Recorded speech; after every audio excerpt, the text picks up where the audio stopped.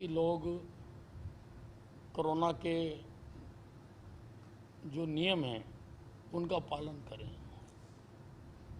लेकिन सभी कदम उठाने के बावजूद भी लोगों ने कोरोना के नियमों की पालना नहीं की, जिसकी वजह से संक्रमण बहुत तेजी से बढ़ा। आज एक्टिव मरीज 1 लाख से ज़्यादा हैं और लगभग 15,000 मरीज रोज जुड़ रहे हैं। इसलिए मजबूर होकर इस चेन को तोड़ने के लिए हमने ये लॉकडाउन लगाया है। मेरी जनता से अपील है कि इस लॉकडाउन के दौरान अपने घरों में रहें, सुरक्षित रहें और कोरोना को हराएं। कांग्रेस कह रही है कि आप लोगों ने कुछ ज़्यादा ही देरी कर दी लॉकडाउन लगाने में। लॉकडाउन लगाने का पहले लगाना चाहिए था। कांग्रेस ये भी मांग कर रही है कि आप लोग फेल साबित हो रहे हो, सर्वदलीय बैठक बुलाई जाएगी सरकार की तरफ से। देखिए, ऐसा है, ये राष्ट्रीय आपदा का समय है और इसमें सबको आगे बढ़ के सहयोग करना चाहिए और मैं कई बार इसकी अपील भी कर चुका हूं। कुछ लोग कर भी रहे हैं, कुछ लोग ऑक्सीजन के सिलेंडर मुहैया करवा रहे हैं, कुछ लोग ऑक्सीजन कंसंट्रेटर मुहैया करा रहे हैं, कुछ लोग कोरोना मरीजों के लिए भोजन की व्यवस्था कर रहे हैं और कुछ लोग केवल बातें कर रहे हैं। तो जैसी जैसी जिसकी क्षमता वो कर रहा है, हमें किसी से कोई एतराज नहीं। एक जिस तरह से ऑक्सीजन की बात करें या रेमडेसिविर इंजेक्शन की बात करें, कालाबाजारी लगातार हो रही है और बेड्स के नाम के ऊपर भी जो प्राइवेट हॉस्पिटल खासकर हैं वो 50-50 हज़ार रुपये वसूल रहे हैं, पैकेज बना दिया गया। देखिए, रेमडेसिविर का सारा नियंत्रण सरकार ने अपने हाथ में ले लिया और बकायदा उसका प्रोफार्मा बना दिया। जिस पेशेंट को जिस हॉस्पिटल को चाहिए होगी, सीएमओ के पास एक कमेटी बना दी, वो सीएमओ को अप्लाई करेगा और सरकारी दामों पर उनको रेमडेसिविर मिलेगी। उसी प्रकार से टोसिलीजुमैब के लिए भी 3 वरिष्ठ डॉक्टरों की जो इस फील्ड के हैं उनकी कमेटी बना दी, जिसमें डॉक्टर ध्रुव पीजे रोहतक के हैं,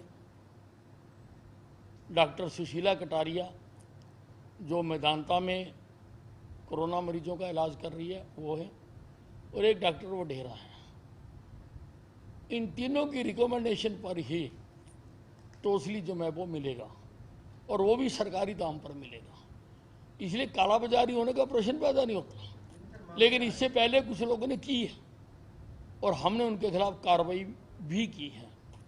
हमने उनको अरेस्ट भी किया है, उनकी दुकानें भी बंद की है। जहां तक बात रह गई मरीजों को ओवर चार्जिंग करने की, तो मैंने सभी अधिकारियों को हिदायत दी है। हमने रेट तय कर रखे हैं प्रति बेड की। आइसोलेशन का क्या चार्जेज है, आईसीयू के क्या चार्जेज हैं, वेंटिलेटर के क्या चार्जेज हैं, हमने तय कर रखे हैं। ऑक्सीजन के क्या चार्जेज हैं। अगर कहीं पर भी कोई भी, और मैं इस मामले में बहुत सख्त हूं, अगर मेरे पास शिकायत आएगी तो मैं सख्त से सख्त कार्रवाई करूंगा। ये जिस तरह से रेमडेसिविर और ये टोसिलीजुमैब की बात है, ये डॉक्टर्स हैं, क्या ये कोविड के लिए परफेक्ट दवाई है? नहीं, अब इसका तो डॉक्टर ही तय कर सकते हैं। अंधाधुंध भी लग रही थी, बार बार ताकीद किए जाने के बावजूद भी लोग लगवा भी रहे थे और डॉक्टर्स लगा भी रहे थे।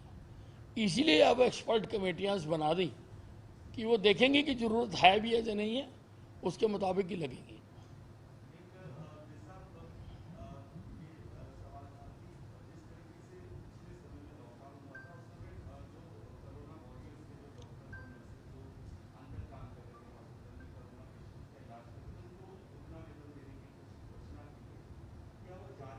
नहीं, वो स्टैंड करती हैं। जो कोरोना तो इन कंटिन्यूएशन है, जो पहले घोषणाएं कर रखी हैं वो आज भी स्टैंड करती हैं।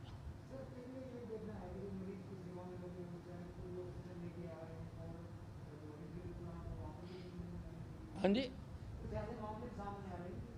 जो तीमारदार हैं वही ऑक्सीजन के वो सिलेंडर भरवाते फिर रहे हैं और ऑक्सीजन फैक्ट्रियों के बाहर लंबी लंबी लाइनें और ऑक्सीजन की किल्लत है सर। नहीं, ऑक्सीजन की किल्लत तो है, क्योंकि जितनी हमें आवश्यकता है हमें उससे कम मिल रही है।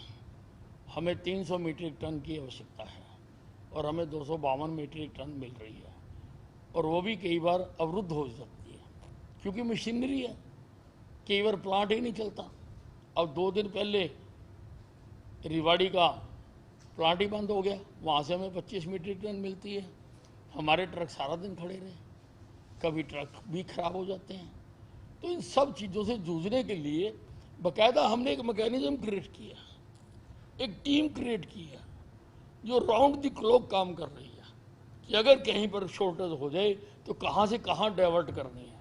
और हम कोशिश कर रहे हैं कि हमारे सारे अस्पताल चलें और सारों को ठीक टाइम पर मिले। नहीं, वो हम लगातार सरकार से बात कर रहे हैं, और आप देखिए कि हम उड़ीसा से भी ला रहे हैं, बाई एयर भी हमारे जो टैंकर्स हैं रोजाना जा रहे हैं, और ऑक्सीजन स्पेशल भी हमने चलाई है, उसमें भी जा रहे हैं रोज। हम हर मुमकिन जो जहाँ से मिल सकती है हम ला रहे हैं। अधिकारियों की ड्यूटी लगाई गई है जिलों के अंदर ऑक्सीजन के ऊपर और रेमडेसिविर इंजेक्शन के ऊपर, कहीं ना कहीं मनमानी अधिकारी करते हुए दिख रहे हैं। विधानसभा के अंदर भी ये विधायकों ने भी शिकायत की थी विधानसभा अध्यक्ष को, आप किस तरह से देखते हैं? नहीं, उसके लिए अब सारे जो मंत्रियों की भी ड्यूटियाँ लगा दी गई हैं। अगर कहीं से कोई ऐसी शिकायत आएगी तो मंत्री उसको देखेंगे। क्या हरियाणा में सरकार पत्रकारों को फ्रंटलाइन वर्कर मानती है? नहीं, पत्रकार है ही फ्रंट लाइन पे खड़े होकर काम करते हैं। अब उनके हमारे मानने ना मानने से क्या फर्क पड़ता है।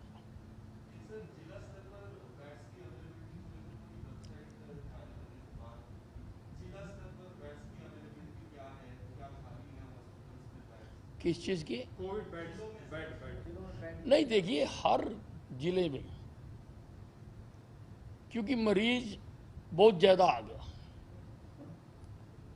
और हरियाणा से बाहर का भी आ गया, एक अनुमान के हिसाब से लगभग 70% मरीज दिल्ली का आ गया। लेकिन जो आ गया, अब मरीज तो मरीज है, हम उसका इलाज कर रहे हैं।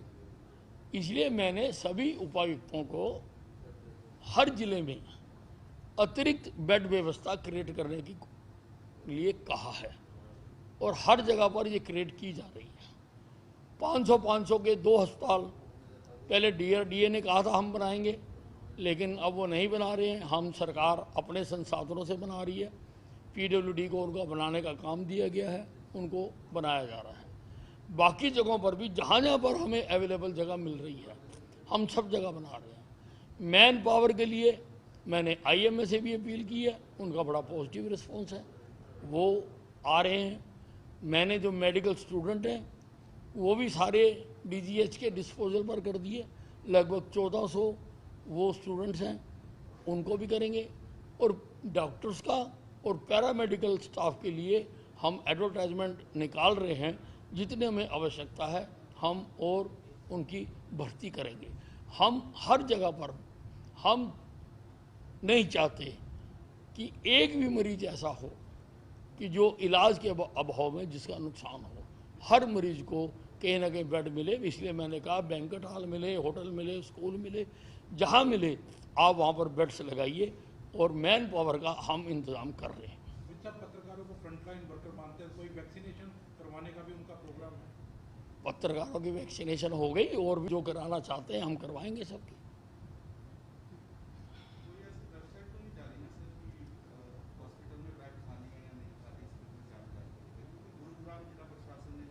नहीं, वो की थी, वो अब इतनी जल्दी चीज़ें बदलती हैं कि वो अपडेट नहीं हो पा रही है, तो उसमें टेक्निकल स्नैप